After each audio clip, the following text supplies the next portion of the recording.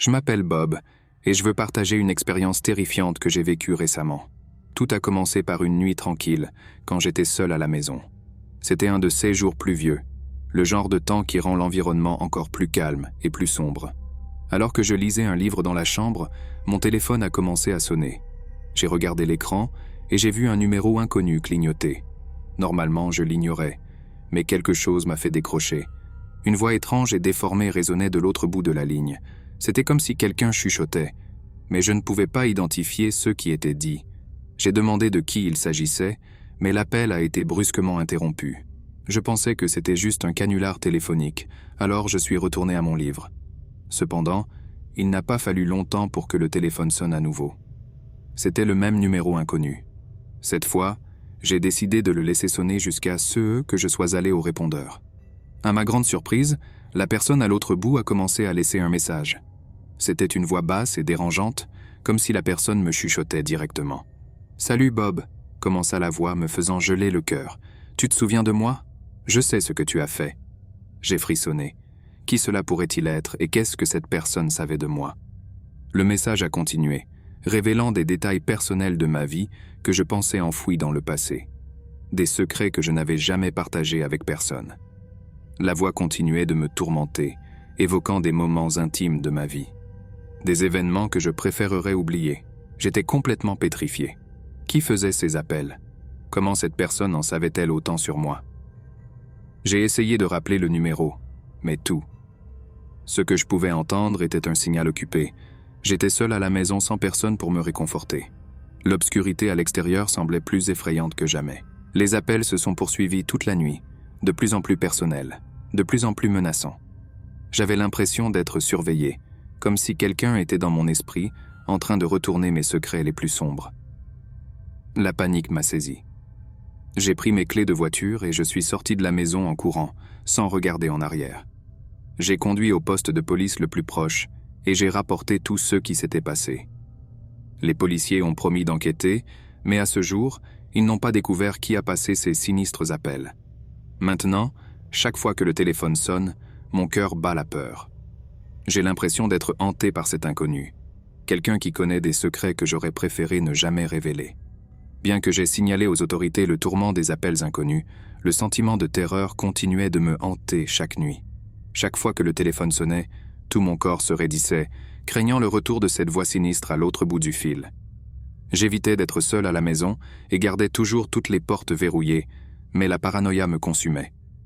Une semaine après cette nuit troublante, j'essayais de reprendre ma routine, même avec une anxiété constante. Cependant, les appels sont revenus, toujours aux moments les plus inattendus. Une fois pendant le dîner, une fois pendant que j'essayais de dormir. La voix a continué à chuchoter, révélant plus de détails sombres sur ma vie, comme si elle fouillait les coins les plus sombres de mon âme. Un jour, en rentrant du travail, j'ai trouvé la porte de derrière entr'ouverte. Mon cœur a sauté dans ma poitrine. Personne ne devrait être là parce que je vivais seul. Je suis entré prudemment, craignant le pire. Tout semblait normal, à l'exception du fait qu'une vieille photo, que j'avais gardée cachée dans un tiroir verrouillé, était maintenant exposée sur la table du salon. L'image était celle d'un endroit que je fréquentais dans mon enfance, un endroit plein de souvenirs douloureux que je préférerais oublier. À côté de la photo, une note manuscrite disait « Tu ne peux pas fuir le passé, Bob ». C'était la limite pour moi. J'ai appelé la police immédiatement.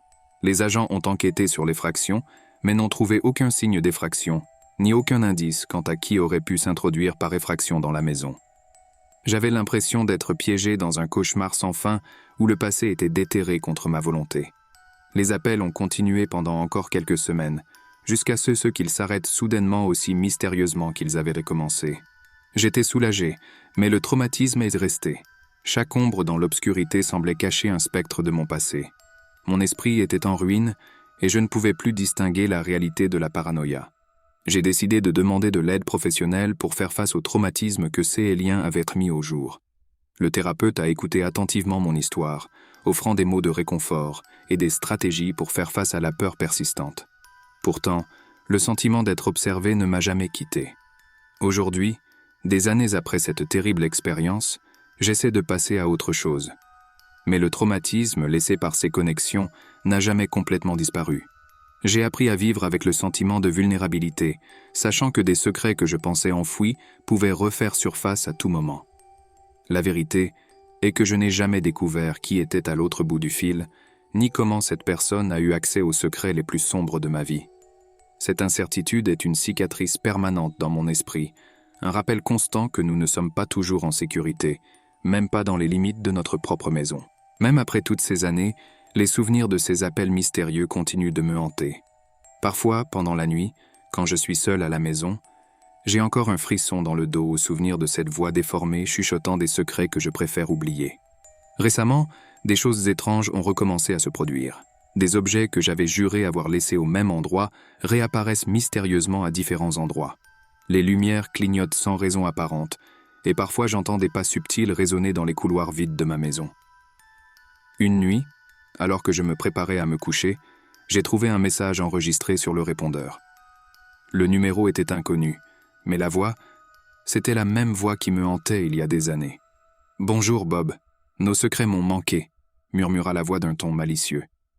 La panique m'a rattrapé une fois de plus. Comment cette personne pouvait-elle encore me trouver ? Que voulait-elle maintenant ? Je suis sorti en courant de la maison, désespéré, mais la voix semblait me suivre, résonnant dans mon esprit comme un écho lointain. Les jours devinrent un flou de peur et de méfiance. J'ai à peine dormi, évitant d'être seul n'importe où. Mon esprit a commencé à jouer avec moi, montrant des ombres se déplaçant sur les murs, des figures indistinctes au coin de mes yeux. Par une nuit particulièrement sombre, je me suis soudainement réveillé, sentant un poids sur ma poitrine, comme si quelque chose ou quelqu'un me tenait au lit.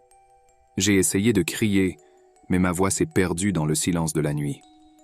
Puis, j'ai vu une silhouette pâle et indistincte au pied du lit, me fixant avec des yeux vides et un sourire inquiétant. J'ai fermé les yeux et compté jusqu'à 3, attendant que cette vision disparaisse. Quand j'ai rouvert les yeux, la silhouette avait disparu, mais le sentiment de terreur demeurait. J'ai alors décidé de demander de l'aide à nouveau, non seulement thérapeutique, mais spirituelle. Un médium m'a dit que mon passé était manipulé par des forces obscures, que quelque chose ou quelqu'un essayait d'utiliser mes peurs contre moi. Depuis, je cherche des moyens de me protéger. Des psaumes ont été chantés, des amulettes ont été suspendues autour de la maison, mais le sentiment que quelque chose ne va pas ne me quitte jamais. Aujourd'hui, je vis dans une vigilance constante, toujours à l'affût des signes que le passé est sur le point de me rattraper. Cet épisode a changé qui je suis, laissant de profondes cicatrices sur mon âme. Et donc, chers lecteurs, je laisse cette histoire comme un avertissement. Faites attention aux secrets que vous gardez, car ils peuvent se retourner contre vous au moment où vous vous y attendez le moins. La terreur ne choisit pas ses victimes, elle se nourrit des peurs les plus profondes qui habitent nos esprits. Quant à moi, je continue mon voyage, essayant de trouver la paix au milieu du chaos que ces sinistres connexions ont introduit dans ma vie. Quiconque ou quoi que ce soit était à l'autre bout de la ligne, j'espère ne plus jamais croiser votre chemin. Je m'appelle Oliver et je vis seul dans une petite maison à la périphérie de la ville. Un soir, alors que je me détendais sur mon canapé, regardant un film tard dans la nuit, quelque chose s'est produit qui m'a laissé la chair de poule à ce jour. Il était environ minuit quand j'ai entendu un bruit étrange venant du salon. C'était un doux cri d'enfant, presque comme un murmure lointain. Au début, je pensais que cela faisait partie du film, mais j'ai vite réalisé que le son venait de l'extérieur de l'écran. Je me suis levé lentement et j'ai marché vers le salon, mon cœur battant plus vite à chaque pas. Je me souviens très bien du frisson qui me parcourait la colonne vertébrale alors que je m'approchais de la source du son. Quand je suis entré dans la pièce, les pleurs se sont arrêtés brusquement. J'ai regardé autour de moi, mais je n'ai rien vu de déplacé. La pièce était vide, sans aucun signe d'intrus ni aucune explication pour le son que j'avais entendu. J'ai passé quelques minutes à regarder autour de moi, essayant de comprendre ce qui s'était passé. C'est alors que j'ai de nouveau entendu les pleurs, cette fois de plus près, comme s'ils venaient d'un coin sombre de la pièce. Mon esprit a commencé à courir avec des pensées terribles. Quelqu'un aurait-il pu entrer dans ma maison sans que je m'en aperçoive ? Ou peut-être que c'était juste mon imagination qui jouait avec moi ? J'ai décidé d'enquêter de plus près, même avec mon cœur battant de peur. Je traversai la pièce en direction du coin d'où semblait provenir le son. C'est alors qu'une ombre s'est déplacée rapidement devant mes yeux, disparaissant avant que je puisse comprendre de quoi il s'agissait. Glacé de terreur, je pouvais à peine respirer. Le cri enfantin continuait, maintenant plus aiguë et plus proche. La lumière de ma lampe de poche vacillait alors que je la tenais avec des mains tremblantes, éclairant le coin sombre de la pièce. Et puis, dans l'obscurité, j'ai vu quelque chose qui m'a glacé le sang. Une silhouette pâle et indistincte d'un enfant, debout là, les yeux vides me fixant. Je n'étais pas un enfant ordinaire. Son visage était couvert d'ombre, mais je pouvais sentir sa présence, un frisson parcourant mon corps. Sans réfléchir à 2 fois, je suis sorti en courant de la pièce, écoutant les pleurs de plus en plus forts derrière moi.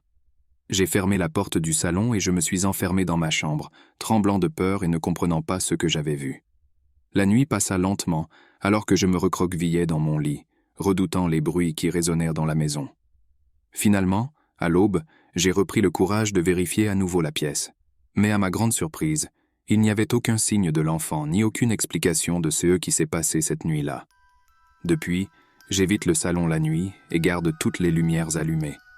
Cette expérience a changé quelque chose en moi, laissant un sentiment de peur lancinant que je ne peux expliquer. Parfois, quand je suis seul à la maison le soir, j'entends encore l'écho de ce cri enfantin, comme si la présence ténébreuse se cachait, attendant de me trouver à l'improviste.